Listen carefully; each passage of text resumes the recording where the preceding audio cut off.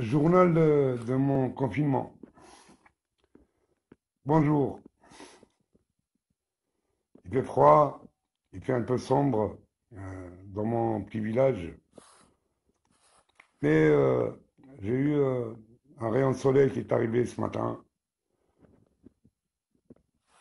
quelques discussions avec plusieurs amis, et notamment la plus importante, c'est ce long entretien que j'ai eu avec mon ami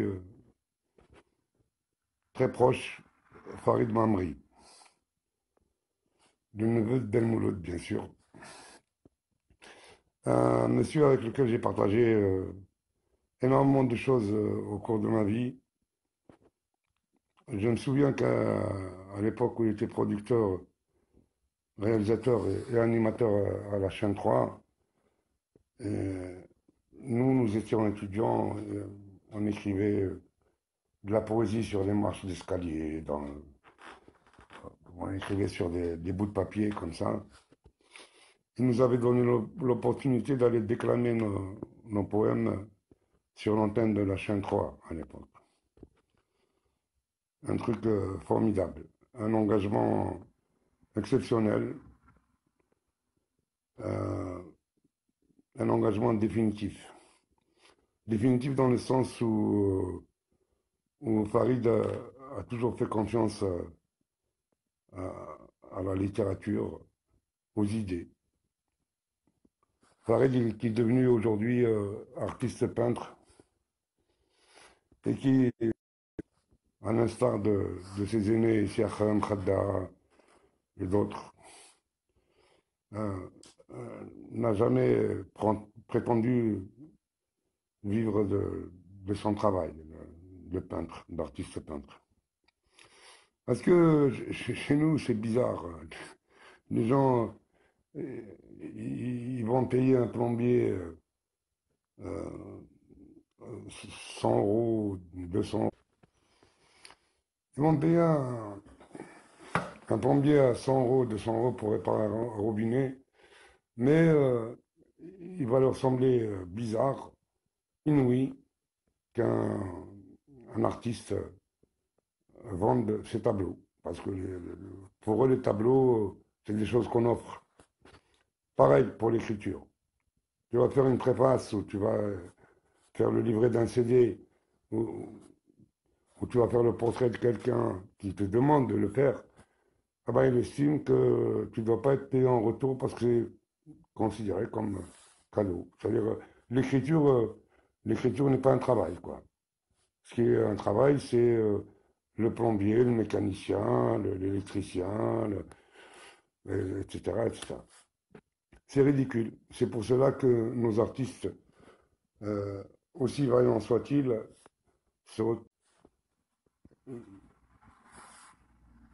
ils sont tous dans la misère. La misère. Ils ne- ils n'arrivent pas à vendre leurs produits. Tu as un écrivain qui a fait un livre, le bonhomme arrive, il s'estime en droit de te demander ton livre, que tu lui offres et que tu lui fasses une dédicace et il s'en va. Et toi, tu restes assis là, tu as travaillé pendant 2 ans pour écrire ton bouquin, tu l'as imprimé, tu as fait tout un travail. Eh ben non. Eh ben non, les gens estiment que le travail d'écriture n'est pas un boulot. C'est pas un boulot. Le boulot, c'est être agent de sécurité, être plombier, mécanicien, je sais pas quoi, cordonnier, etc., etc. Bon, ceci étant, ce que je voulais dire, j'ai eu un énorme plaisir à, à me remémorer un certain nombre de choses avec Farid Mamri. Nous avons partagé donc ces instants à la chaîne 3 à Alger de poésie. Un jour, Farid Mamri a décidé de devenir producteur d'une émission magnifique. Il y avait une bonne idée dans l'air qui s'appelait Mawaqif, position. Et c'était un direct qu'il organisait, qui était filmé euh, dans la galerie qu'il animait à Riyad Fath, là-haut, là, sur le monument. Euh, il a organisé son direct à partir de là-bas, une émission qui a duré 2 heures. Et pendant cette émission à laquelle j'étais convié, et où étaient conviés énormément de personnes, dans Khdar Maougal, aujourd'hui professeur à l'Université d'Alger, Dalila Morsli, ancienne linguiste, Lissilem, artiste peintre. Enfin, nous étions une quinzaine de personnes. Et j'avais pris la parole. C'était la période chaude où on était en train de mener le combat contre les islamistes. Donc, je les ai défiés. J'ai été très insultant contre eux, parce que quand les gens euh, ont comme projet de tuer l'humanité, moi je réagis avec leurs mots. Ils sont euh, vulgaires, je deviens vulgaire moi aussi. Et il se trouve que cette émission qui devait être diffusée tous les 15 jours, toutes les 2 semaines, a été arrêtée à son premier numéro, sur ordre du ministère de l'Information, de la Culture et sur ordre de la présidence algérienne, comme d'habitude. Bien entendu, il était hors de question pour eux de laisser la parole libre euh, aux gens qui ont des idées. Je me souviens aussi d'un épisode avec Faïd Mamri en 1987. Nous avons pris le premier avion de Royal Air Maroc après plusieurs années de fermeture des frontières. Nous avons pris le premier avion sur Casablanca après l'ouverture des frontières en 1987. Frontières qui sont aujourd'hui fermées encore. Et j'étais donc avec, nous étions une dizaine de personnes, beaucoup de journalistes, des amis, Nadir Stambouli, Rachid Qassi, euh, ah ouais, il y avait Sidham Dagoumi, notre grand comédien. Bien sûr, il y avait Faïd Mamri avec nous. On arrive à l'hôtel à Casablanca, à l'hôtel Ido Enfa, sur le boulevard Ido Enfa. Le soir même, un, un bonhomme vient nous voir, un journaliste, qui est rédacteur en chef à Jeune Afrique, enfin qui était à l'époque rédacteur en chef à Jeune Afrique, Hamid. Il nous dit d'abord, est-ce que vous pouvez me présenter Farid Mamri? On lui présente Farid Mamri et il lui dit le palais royal t'invite tout de suite. Il faut que tu ailles voir le roi. C'était Hassan II à l'époque. Pourquoi? Parce que le grand-père de Farid Mamri était précepteur du roi. C'est lui, c'est lui qui lui a appris, qui lui a fait l'école, quoi. C'est lui qui a appris la langue, c'est lui qui a appris les mathématiques, c'est lui qui a. La famille Mamri est très ancrée au Maroc. Donc c'est le grand-père de Farid qui était, c'était Mohamed V qui l'avait embauché comme précepteur. Il a éduqué ses enfants, il a éduqué les enfants de Mohamed V. Et Mamri était considéré, Farid a été considéré comme un descendant du grand-père qui a appris au roi à vivre, quoi. Et donc Farid est parti. Et après Farid a travaillé, tiraillé par son métier de journaliste, il a tenu à aller à Tanger pour visiter les stadios les studios de la radio marocaine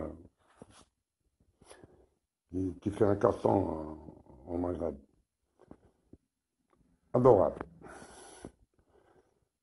À Alger, Farid Mamri habitait rue Mulhouse, juste à côté du tunnel des facultés. Sa maison était ouverte à tout le monde. En fait, sa maison, c'est une école. Nous nous sommes tous retrouvés là-bas, à l'époque. Tous les grands noms qu'on connaît dans la culture algérienne se sont retrouvés chez Farid. Et c'est avec les échanges que nous avions autour d'un verre dans cette maison-là que nous avons évolué, que nous avons appris à vivre.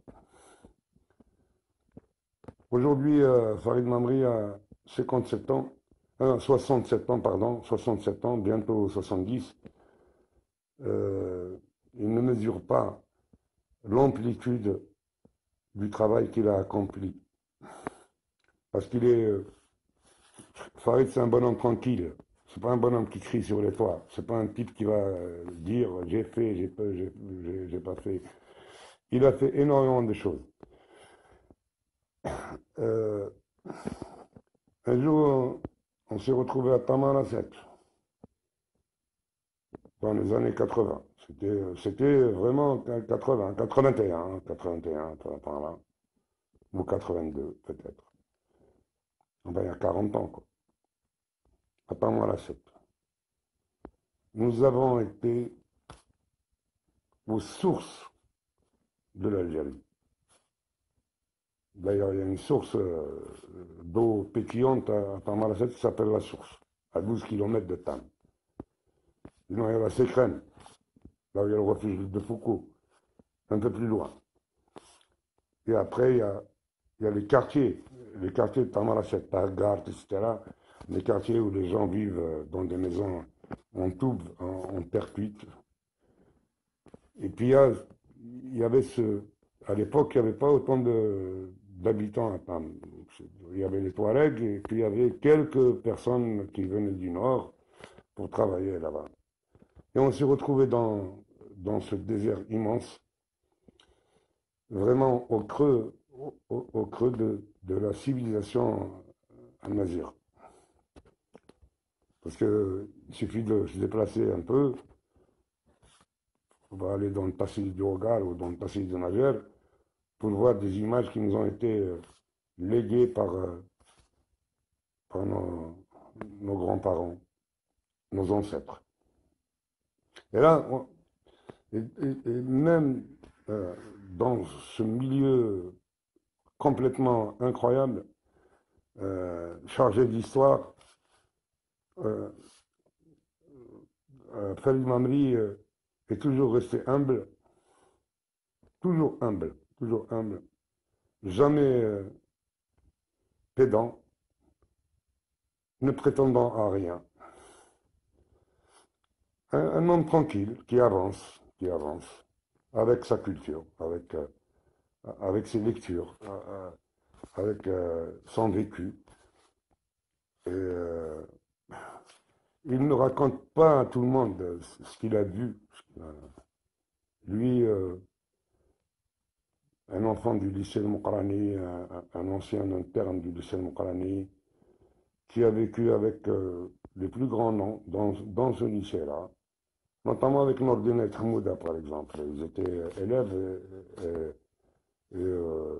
comment dire, internes dans le même lycée, parce qu'ils venaient de Kabylie. Lui, il venait de Tamda, où habitaient ses parents. Lui, un enfant de Bignani. Nordine et Hamouda venait de Tessert. Et d'autres, que des grands noms. Et ben, il a passé sa vie, ce bonhomme. Il a passé sa vie à encourager les créateurs, les gens qui avaient des choses à dire. Et aujourd'hui, recroquevillé sur lui-même, confiné comme nous, sans doute un peu isolé, il a arrêté provisoirement l'écriture, il peint. il peint parce que il a découvert que c'est avec les couleurs qu'il peut décrire le monde.